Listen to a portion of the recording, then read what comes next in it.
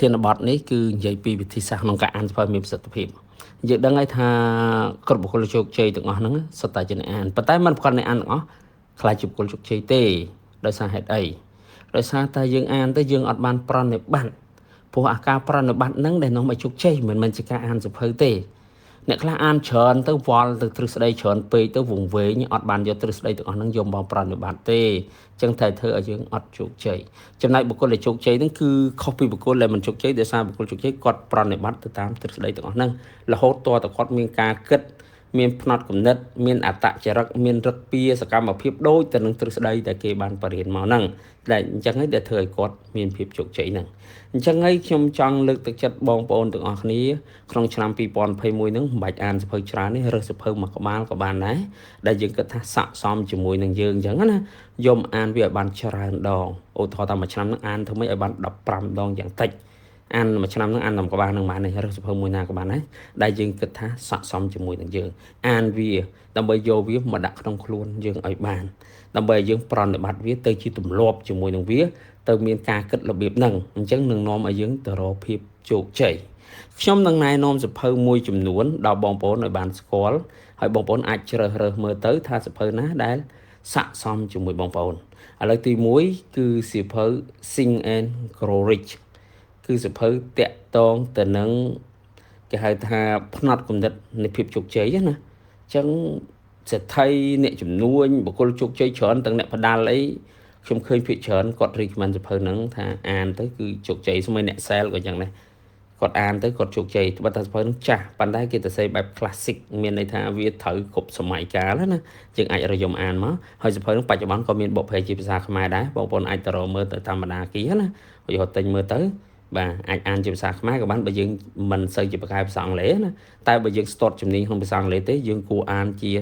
សភៅជាភាសាអង់គ្លេសទៅ original ណាបានវាន័យទាំងស្រុងហ្នឹងហើយសភៅបន្តទៀតអ្នកអាចរកសភៅរបស់លោក Dale Carnegie គឺសភៅ How to Win Friends and Influence People អាចអានជាភាសាខ្មែរក៏បានអានភាសាអង់គ្លេសក៏បានដែរសភៅនេះនឹងបរិញ្ញាអ្នកនេះឲ្យប្រកែក្នុងទំនាក់ទំនងប្រកែក្នុងការនិយាយស្ដីខ្ញុំជឿជាក់ថានៅពេលដែលបងប្អូនបានអានសភៅ How to Win Friends ហ្នឹងចប់ឲ្យបានច្រើនដងណាអាចថា15ដងទៅ20ដងដឹងតែប្រកែហ្មងក្នុងការនិយាយស្ដីក្នុងទំនាក់ទំនងគឺពូកែខ្លាំងមែនតើហ្មងជាពិសេសគឺមេដឹកនាំថ្នាក់ដឹកនាំណាគួរអានសភៅហ្នឹងអានឲ្យបានច្រើនដងអញ្ចឹងទៅនឹងយល់ច្បាស់ពីរបៀបនៃការនិយាយស្ដីអីទំនាក់ទំនងដឹកនាំអីគឺប្រកែខ្លាំងបាទកូនចៅក៏អ្នកបុគ្គលិកធ្វើការក៏ប្រកែដែរអានហើយនឹងយល់ដឹងច្រើនក្នុងការទំនាក់ទំនងជាមួយមេអីក៏និយាយប្រកែហ្មងល្អហ្មងសភៅហ្នឹងនឹងអ្នកយកអានសភៅមួយទៀតរបស់លោក Dale Carnegie ដូចគ្នាដែរគឺ How to Stop Worrying and Start Living អ្នកយកអានគឺសភៅហ្នឹងគឺជួយយើងក្នុងការជំនះទុក្ខព្រួយសភៅហ្នឹងក៏មានបុព្វហេខ្មែរដែរអ្នកអាចរកមកអានមកអានជាខ្មែរក៏បានអង់គ្លេសក៏បានអញ្ចឹងអ្នកណាដែលគាត់គិតថាគាត់មានអារម្មណ៍ពិបាកចិត្តគាត់តែតោលអីចឹងគាត់អាចយកសភៅនោះមកអានខ្ញុំចាំបានថានៅពេលដែលខ្ញុំនៅប្រទេសជប៉ុននៅជានិស្សិតខ្ញុំបានជួបគ្រូគណិតវិទ្យាខ្ញុំម្នាក់គាត់និយាយប្រាប់ខ្ញុំថាជីវិតគាត់បានប្រសើរឡើងដោយសារគាត់បានអានសភៅហ្នឹងពេលខ្ញុំជួបគាត់ហ្នឹងគាត់អាយុខ្ទង់60ឆ្នាំហើយកាលហ្នឹងអញ្ចឹងគាត់ចាប់ផ្ដើមអានសភៅហ្នឹងតាំងពីគាត់អាយុខ្ទង់20នោះអញ្ចឹងគាត់អានសភៅខ្ទង់តាំងពី40ឆ្នាំមុននោះសភៅហ្នឹងគាត់អានណាបាទព្រោះសភៅហ្នឹងនិពន្ធតាំងពីឆ្នាំខ្ទង់1930ជាងឬក៏40ហ្នឹងទៅខ្ទង់ប៉ុណ្ណឹងចឹងគាត់អាននៅពេលខ្ទង់40ឆ្នាំមុនហ្នឹងគាត់ថាពេលហ្នឹងគឺគាត់អត់ដឹងថាគាត់ត្រូវធ្វើអីអត់ច្បាស់ក្នុងចិត្តមានអារម្មណ៍ថាច្បាស់តែពេលគាត់អានសភៅហ្នឹងហើយគឺគាត់មានអារម្មណ៍ថាគាត់ស្មានថាគាត់ដឹងត្រូវធ្វើអីចឹងណាអញ្ចឹងគឺគាត់សប្បាយចិត្តមែនតើហើយគាត់ថាគាត់ទិញសភៅហ្នឹងប្រហែលជា10ក្បាលគ្រាន់តែឲ្យទៅកូនសិស្សណានៅពេលដែលកូនសិស្សមកពិភាក្សាមួយគាត់អត់ច្បាស់ក្នុងចិត្តអីគឺគាត់តែងតែឲ្យសភៅហ្នឹងជាកាដូដើម្បីឲ្យកូនសិស្សយកទៅអានអញ្ចឹងណាគាត់ថាវាជាការធ្វើបុណ្យមួយដែលល្អបំផុតហើយអានឹងជាទង្វើដែលគាត់ថាល្អបំផុតដែលគាត់បានធ្វើជាមួយកូនសិស្សអញ្ចឹងណាហើយខ្ញុំក៏ចាប់អារម្មណ៍ដែរព្រោះខ្ញុំបានអានសភៅហ្នឹងគឺជួយខ្ញុំច្រើនតាក់ទងវិបត្តិផ្លូវចិត្តអីចឹងផ្សេងព្រឹត្តិការណ៍ដែលខ្ញុំធ្លាប់ជួបអញ្ចឹងណាចឹងខ្ញុំនៅតែល្អហើយទៅជួបមនុស្សផ្សេងទៀតដែលគាត់ឆ្លងកាត់រឿងបែបហ្នឹងគាត់អានពេលហ្នឹងគឺជួយបានច្រើនអញ្ចឹងខ្ញុំក៏លើកទឹកចិត្តឲ្យបងប្អូនដែលគិតថាខ្លួនឯងមានបញ្ហាអាចអានសភៅហ្នឹងខ្ញុំជឿថាជួយបានច្រើនហើយសភៅមួយទៀតគឺ The Power of Now The Power of Now ជួយមនុស្សច្រើនមែនតើហ្មងជុំវិញពិភពលោកហើយមានមិត្តភ័ក្ដិខ្ញុំមួយចំនួនតែគាត់បានអានសភៅហ្នឹងគាត់ថាអូប្រសើរមែនតើគឺជួយផ្លាស់ប្ដូរជីវិតគាត់ខ្លាំងណាស់អ្នកខ្លះសឹងថាចង់ធ្វើអន្តឃាតចង់អីទៀតណា ដល់ពេលគាត់បានអានសភៅនឹងទៅអានច្រើនដងអានរហូតដល់យល់គាត់ប្រណិប័តតាមគាត់មានអារម្មណ៍ថាគាត់រៀងស្រស់ស្រាយជាងមុនគាត់សប្បាយចិត្តជាងមុនការរស់នៅរបស់គាត់បានប្រសើរជាងមុនអញ្ចឹងអ្នកនេះអាចរកមើលអានប៉ុន្តែភៅនឹងអត់មានបកប្រែជាខ្មែរទេមិនទាន់មានបច្ចុប្បន្ននឹងអត់ទាន់មានទេតែអាចអានជាភាសាអង់គ្លេសបានសភៅបឋមទៀតគឺសភៅ mindset ហ្នឹងបកមកថាផ្នត់គំនិតអ្នកអាចរកអានបានឥឡូវមានបកប្រែជាខ្មែរហើយក៏មានជាអង់គ្លេសដែរអាចអានបានច្រើនដងទៅអានរហូតដល់យើងយល់ពួកសភៅនឹងបរៀនឲ្យអ្នកនេះយ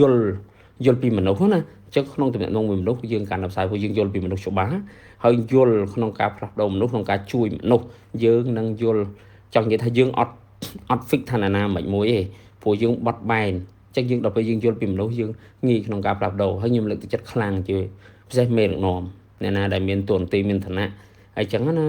ជា supervisor ជាអីហ្នឹងគួរតែអានហ្មងដើម្បីយល់ច្បាស់មួយទៀតអាណាព្យាបាលហើយគ្រូបរិញ្ញាក៏សំខាន់ដែរក្នុងការអានសភៅនឹងប្រធានក្រុមហ៊ុនក៏រឹតតែសំខាន់ទៀតក្នុងការអានសភៅនឹងអានឲ្យបានច្រើនដងតែរហូតដល់យើងយល់ច្បាស់ពីក្នុងសភៅហ្នឹងហើយសភៅបន្តមកទៀតគឺសភៅរបស់លោក Tony Robbins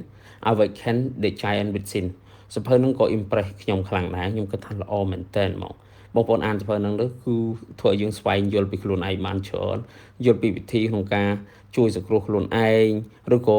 អាចថាជួយសង្គ្រោះអ្នកដទៃទៀតវិធីក្នុងការជំរុញលើកទឹកចិត្តខ្លួនឯងហ្នឹងគឺអានសភៅហ្នឹងគាត់ប្រៀនច្រើនមែនតើអញ្ចឹងយើងអាចយកសភៅហ្នឹងយកអានទៅយើងនឹងយល់ដឹងបានច្រើនអ្នកហ្នឹងទៅចាំខ្ញុំរំលឹកឲ្យម្ដងហើយមកទៀតការអានសភៅច្រើនពេកធ្វើយើងអត់អាចប្រើការវាបានណាយើងចង់និយាយថាយើងបានត្រឹមតែដឹងនិយាយគេស្ដាប់វាអត់មានប្រសិទ្ធភាពចំពោះខ្លួនយើងទេអញ្ចឹងអានតែមួយក៏បានដែរតែអានឲ្យបានច្រើនដង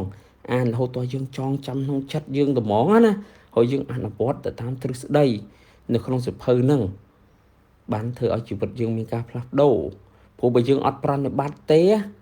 គឺចង់និយាយថាវាអត់ប្រយោជន៍ទេយើងបានត្រឹមតែនិយាយឲ្យគេស្ដាប់ទេចឹងយើងអត់អាចជោគជ័យបានទេជាយើងត្រូវតែអានឲ្យប្រណិប័តតាមចឹងនឹងអាចរើសមើលទៅសភៅប្រមាណក្បាលដែលខ្ញុំលើកនោះហើយនឹងមានច្រើនទៀត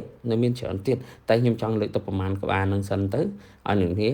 យកទៅអានបានចឹងណាអូខ្ញុំដូចជាផ្លេចសភៅមួយចំនួនទៀតដូចជា Seven Habits ក៏ល្អខ្លាំងដែរ Seven Habits of Highly Effective People Seven Habits of Highly Effective Teen អ្នកនេះអាចរើសយកមួយណាក៏បានតាមវ័យណាបើសិនជាយើងនៅក្មេងនៅជា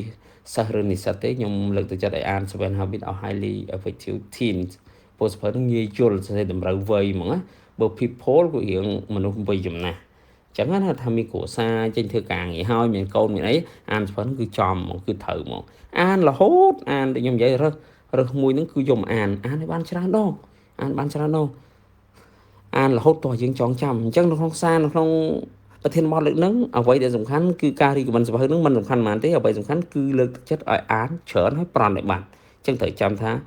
ការអានសភៅដែលមានប្រសិទ្ធភាពគឺអានយកមកប្រណិប័តមិនមែនអានយកមករាប់ចំនួនក្បាលមិនមែនអានគ្រាន់តែអាចនិយាយឲ្យគេស្ដាប់បានទេគឺអានមកយើងអាចប្រណិប័តបានហើយរើសសភៅណាឲ្យចំនឹងស្ថានភាពរបស់យើងយកវាមកអានអញ្ចឹងនឹងបានផលអញ្ចឹងខ្ញុំសង្ឃឹមថាคลิปមួយនេះនឹងជួយជាស្មារតី